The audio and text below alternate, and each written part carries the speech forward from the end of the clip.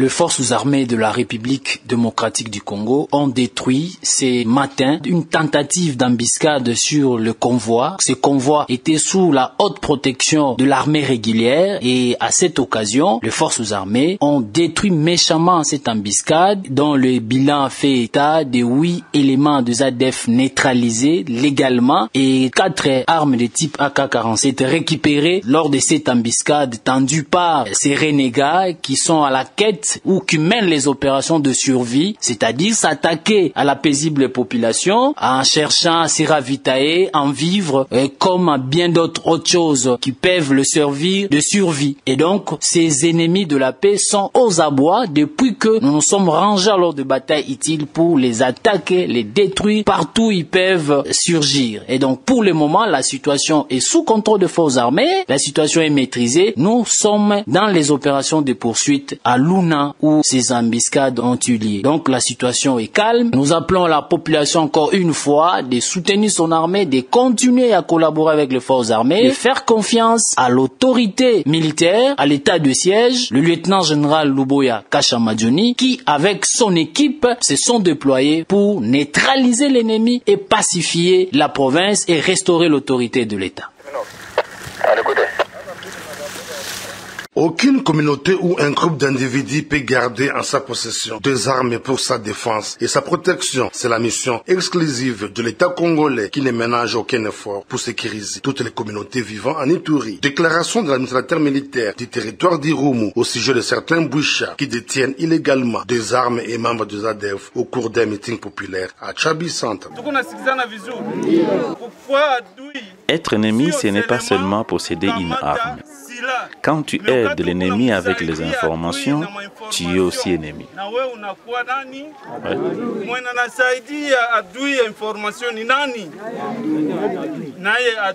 Le colonel Siro Simba appelle à une franche collaboration entre cette population et les forces mutualisées et FARDC UPDF à pied d'œuvre dans la région pour traquer le ZADF. C'est vrai que vous aidez le militaire avec les informations. Augmenter encore, si c'était à 60%, j'aimerais attendre que les commandants me disent que vous augmentez à 100% et ne doutez pas.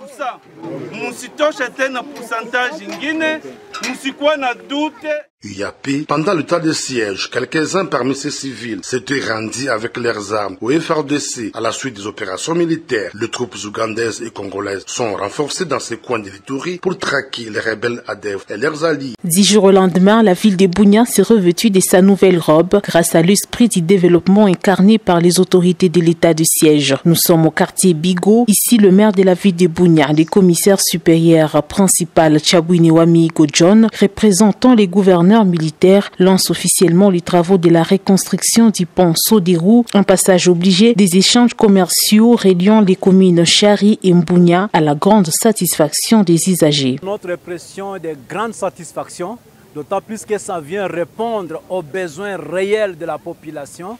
Vous savez, ce pont nous permettait de nous relier facilement de notre coin vers le marché. Ça favorisait également le climat des affaires, mais aussi ça privilégiait aussi les relations entre communautés. Sur une période de 3 mois, sera construit dans cet endroit un gigantesque ouvrage, a confirmé le directeur général de l'OVD Ituri. Nous allons essayer de régler certaines choses par rapport à l'ancien pont. L'ancien pont était étroit, mais celui-ci aura une largeur même de 8 mètres, avec une portée d'à peu près 5 mètres, ce qui n'était pas le cas. Au milieu, je dis, il y aura une pile. Pile, c'est le poteau qui va soutenir le pont au milieu, de part et d'autre, de 2 kg. Occasion pour le maire de la ville de Bunia d'appeler au nom du gouverneur militaire la population iturienne à accompagner les actions du gouvernement provincial, tant sur le plan sécuritaire que sur le plan du développement en vue de la restauration de l'autorité de l'État dans cette partie du pays. Les gens de cette province, ceux-là qui ne voient que du côté négatif de l'état de siège, peuvent aujourd'hui se rendre compte que nous sommes là pour eux et qu'ils doivent nous aider. Pour rappel, depuis l'instauration de l'état de siège, l'administration militaire sous le leadership éclairé du lieutenant-général Luboya Kashamadjoni, plusieurs infrastructures ont été construites ou réhabilitées, créant ainsi une nouvelle image de la province de l'Ituri. qu'il n'est point question de laisser ne fût-ce qu'un centimètre carré de la République démocratique du Congo être occupé par des agresseurs. Et je veux que cet état d'esprit anime chacune et chacun d'entre vous ici, car vous avez ce noble devoir de défendre la patrie.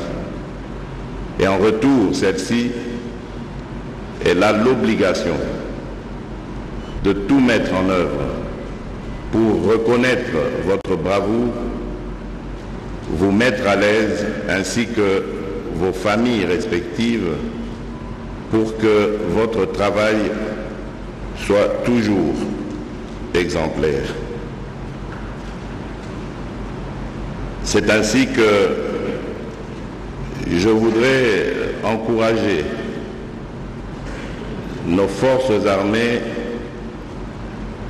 à toujours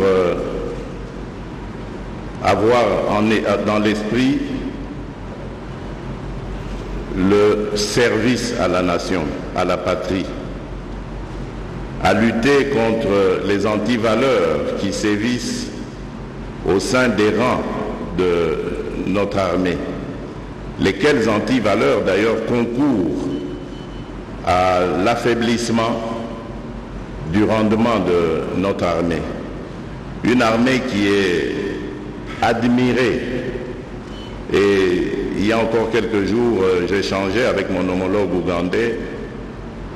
Il n'a cessé de dire tout le bien qu'il pensait de notre armée. Mais je sais, nous savons que nous pouvons encore mieux faire. Et pour cela, il faut combattre les antivaleurs.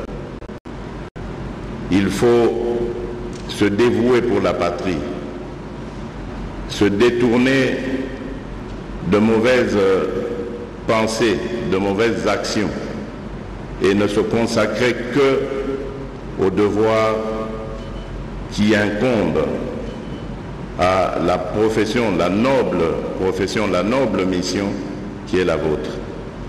Pour la police nationale, j'en dirais aussi tout autant.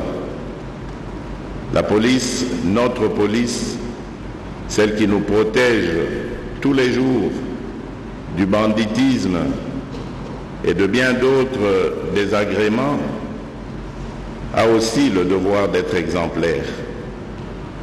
Je sais qu'il y a encore beaucoup de choses à parfaire, on en parlera, mais vous avez aussi le devoir de rendre service à la nation, un service qui va faire que nos concitoyens seront satisfaits de votre rendement.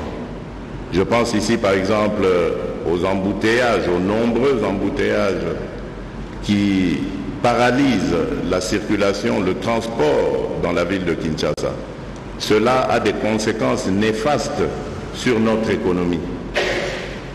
Et donc, ces conséquences se répercutent aussi quelque part indirectement sur vous, sur vos émoluments, vos salaires. Parce que si l'économie ne décolle pas, la richesse ne sera pas créée, celle qui consistera justement à la répartir de telle sorte que tout le monde, tous les travailleurs de la République, tous les fonctionnaires puissent se retrouver, puissent aussi évoluer. Pensez-y et tenez compte de cela. À notre corps des parcs nationaux, là je voudrais leur tirer un chapeau pour dire combien nous sommes admiratifs des sacrifices qu'ils continuent de consentir chaque jour au péril de leur vie pour protéger la faune et la flore de notre pays, qui font la fierté de la République démocratique du Congo et qui, grâce à laquelle nous avons beaucoup de touristes qui arrivent, qui veulent visiter notre pays. Là aussi, je voudrais vous encourager et vous dire toute ma solidarité et ma compassion aussi par rapport aux douleurs, aux malheurs que vous avez connus. Enfin, le service national, ce fleuron de... Info 243 au cœur de l'actualité.